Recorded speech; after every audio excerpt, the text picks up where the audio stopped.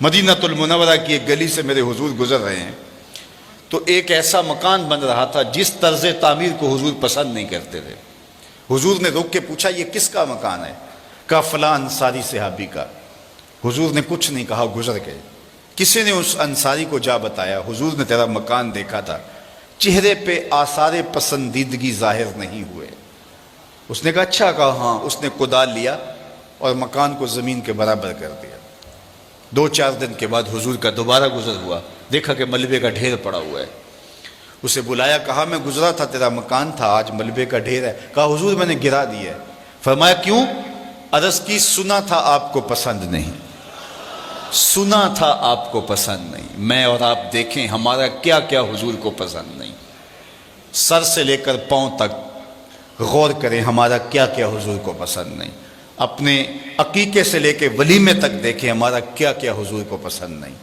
اپنی نجی زندگی سے لے کے سیاسی زندگی تک دیکھیں ہمارا کیا کیا حضور کو پسند نہیں۔ اپنے کاروبار سے لے کر کے انداز معاشرت تک دیکھیں ہمارا کیا کیا حضور کو پسند نہیں۔ محمد دی زیارت محمد دے رنگ وچ، اگر ان کے ہوئے ہیں تو پھر ہم ان کے ہو گئے، پھر اپنی خواہش کہاں باقی رہی۔ ایک صحابی آئے اور انہوں نے حضور سے سلام کرنا چاہا، لیکن حضور نے رخ پھیر لیا۔ وہ سمجھے شاید کسی وجہ سے التفات نہیں ہوا، تو حضور نے جدھر رخ پھیرا تو ادھر جا کے انہوں نے السلام علیکم کہا، لیکن حضور نے پھر رخ پھیر لیا۔ سمجھ گئے کوئی ناراضگی ہے۔ تو چونکہ ایک سفر سے آئے تھے تو انہوں نے دیگر صحابہ سے پوچھا کہ مجھے تو سمجھ نہیں آئی کہ حضور کی ناراضگی کا سبب کیا ہے، کیا تم مجھے بتا سکتے ہو کہ حضور ناراض کیوں ہیں؟ انہوں نے کہا ہاں، ہماری سمجھ میں جو بات آئی ہے وہ یہ ہے کہ تم نے یہ سونے کی انگوٹھی پہنی ہے اور حضور اس کو حرام قرار دے چکے۔ ان الذھب والفضۃ حرام لذکور امتی، سونا اور چاندی میری امت کے مردوں کے لیے حرام ہے۔ صرف چاندی کی ایک انگوٹھی اور وہ بھی 4.5 ماشے سے کم وزن کی ہو تو وہ مرد کے لیے جائز ہے۔ اس سے زائد یا اتنے ہی وزن کی 2 انگوٹھیاں مرد کے لیے جائز نہیں ہیں۔ سونا بالکل جائز نہیں ہے، رکھا ہی نہیں گیا جائز، یہ زینت عورت کے لیے ہے۔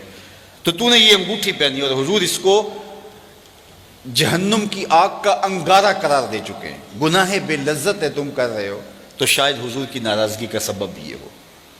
وہ آگے بڑھا اور حضور علیہ السلام کی بارگاہ میں حاضر ہو کے انگوٹھی اتار کے حضور کو پیش کرتے ہوئے کہا حضور اس وجہ سے ناراض ہیں؟ تو آقا کریم نے یوں انگوٹھی پھینک دی۔ خیر ناراضگی کی وجہ ختم ہو گئی، مجلس میں بیٹھ گیا، گفتگو چلتی رہی۔ جب مجلس اختتام کو پہنچی، لوگ واپس پلٹے اور وہ بھی واپس جانے لگا تو کسی نے اشارہ دیا وہ سونے کی انگوٹھی تو اٹھا لو، تم تو نہیں پہن سکتے، تمہاری بیوی تو پہن سکتی ہے، قیمتی دھات ہے۔ تو اس صحابی نے کیا جواب دیا وہ سنیے۔ اس نے کہا واللہ لا آخذہ وقد طرحہ رسول اللہ صلی اللہ علیہ وآلہ وسلم، اللہ کی قسم میں اس کو کبھی بھی نہیں اٹھاؤں گا جس کو میرے حضور نے پھینک دیا ہے، جس کو میرے حضور نے پھینک دیا میں اس کو کبھی نہیں، سونا ہے، ہیرا ہے، چاندی ہے، پکھراج ہے، موتی ہے، کچھ بھی ہے، میں اسے ہاتھ بھی نہیں لگاؤں گا جس کو میرے حضور نے پھینک دیا ہے۔ صاحبو دیکھو کس کس چیز کو میرے حضور نے پھینکا ہے، اور ہم اگر اس چیز کو سینے سے لگاتے ہیں تو ہم عاشق رسول نہیں ہو سکتے، ہم خود فریبی میں مبتلا ہیں۔ اگر ہم عاشق ہیں، عاشق ہونا آسان نہیں ہے۔ ہمارے بزرگ جھوم کے شعر پڑھا کرتے تھے، عاشق عاشق ہر کوئی آکھے پر عاشق بندا مر کے، ایسے عاشق نہیں ہو جاتا۔ عاشق عاشق ہر کوئی آکھے پر عاشق بندا مر کے، زہر پیالہ کوئی نہیں پیندا پر عاشق پیندا پر کے۔ تو جب آپ عاشق ہیں تو پھر آپ کا عشق محبوب کی اطاعت کی چوکھٹ پہ آپ کو کیوں نہیں لے کر کے آتا؟ میں اور آپ اپنے آپ کو دیکھیں، اپنے طرز زندگی کو دیکھیں۔ میرے استاد فرمایا کرتے تھے یہ نہ ہو کہ لوگ تمہیں پوچھیں تم کون ہوتے ہو اور تمہیں بتانا پڑے جناب ہم مسلمان ہوتے ہیں، یہ دیکھو مذہب کے خانے میں اسلام لکھا ہے۔ آپ فرمایا کرتے تھے صاحب نہ کسی کو پوچھنا پڑے نہ تجھے بتانا پڑے، تیری وضاحت طرز زندگی انداز معاشرت ایسا ہونا چاہیے تم دور سے آ رہے ہو لوگ پہچان کے کہیں وہ دیکھو آقا کا غلام آ رہا ہے۔ نور آنکھوں میں تو چہروں پہ اجالے ہوں گے، مصطفیٰ والوں کے انداز نرالے ہوں گے، دنیا میں بھی ان کے دم سے مقدر چمکا، محشر میں بھی ان کی رحمت کے حوالے ہوں گے۔ تو اگر ان کے ہوئے ہیں تو پھر سر سے لے کر پاؤں تک انہی کے ہو جائیں۔ ہمارا طرز زندگی بتائے ہم نوکر حضور کے ہیں، ہمارا انداز معاشرت بتائے ہم نوکر حضور کے ہیں۔ ربیع الاول کا موسم آ رہا ہے، اپنے گھروں میں ضرور جھنڈیاں لگانا، لیکن صرف جھنڈیاں تمہارے گھروں میں نہ لگیں، دل کے ایک ایک پرت پہ نام محمد کی جھنڈی ضرور لگانا۔ صرف منڈیروں پہ چراغاں نہ کرنا، بلکہ تمہارے دل کی گلیوں میں حضور کے نام کا چراغاں ہونا چاہیے۔ میں نے دیکھا جلوس کے دن ربیع الاول کی 12 تاریخ سے پہلے لوگ اپنے گھروں کو اور اپنی گلیوں اور بازاروں کو صاف کر رہے ہوتے ہیں، کوڑا بھی اٹھا کے پھینک رہے ہوتے ہیں کہ جناب یہاں سے میلاد کا جلوس گزرنا ہے۔ بہت مبارک ہے اور بہت اچھا کام ہے کہ تم نے گلیوں کا گند صاف کر دیا اور کوڑا اٹھا کے پھینک دیا۔ صاحب ایک جھاڑو لے کے دل کی نگری میں بھی آؤ، بہت سارے کوڑے یہاں بھی پڑے ہوئے ہیں، بہت سارے ڈھیر نفرتوں کے، حسد کے، کینے کے، بغض کے یہاں بھی پڑے ہیں، اور آؤ کوئی جھاڑو لے کے ادھر بھی آؤ اور اس دل نگر کی بھی صفائی کرو، اور اندر سے بھی اور باہر سے بھی حضور کا میلاد مناؤ۔ میرے شیخ فرماتے ہیں یاری لا تو پاک نبی سنگ، اے پر پوری یاری، پھر درود قبول ہے تیرا لکھ نہ لو ایک واری۔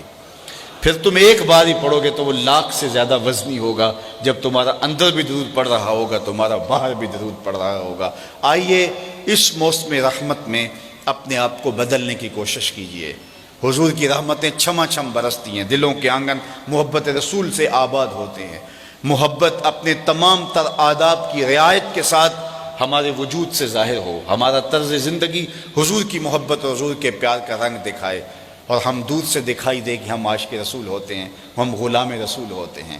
اور اگر ہم اپنی خواہش کی زندگی بسر کرتے ہیں اور دعویٰ عشق رسول کرتے ہیں تو پھر ہمیں بہت زیادہ سوچنا چاہیے۔ اقبال نے کہا تھا چوں بنا میں مصطفیٰ خانم درود، از خجالت آب می گردد وجود، عشق می گوید کہ محکوم غیر، سینہ تو از بتا مانند دیر، تا نداری از محمد رنگ و بو، از زبان خود میالہ نام او۔ کہا اگر ظاہر باطن میں ان کے رنگ میں اپنے آپ کو رنگ نہیں لیتا تو اپنی زبان سے ان کے نام کو میلا نہ کرنا، ان کے ذکر کی مہک سے اپنے مشام ہستی کو معطر کرو، اپنی روحوں کو سیراب کرو، پھر تم جدھر سے گزرتے جاؤ گے وہ مہک پھیلتی چلی جائے گی، وہ خوشبو پھیلتی چلی جائے گی۔ حضور علیہ السلام کی سیرت اور حضور کے کردار کی جھلک جب ہمارے وجود میں اترتی ہے تو ہماری زبان بولے نہ بولے ہمارا وجود ہی تبلیغ کا منبع بن جاتا ہے۔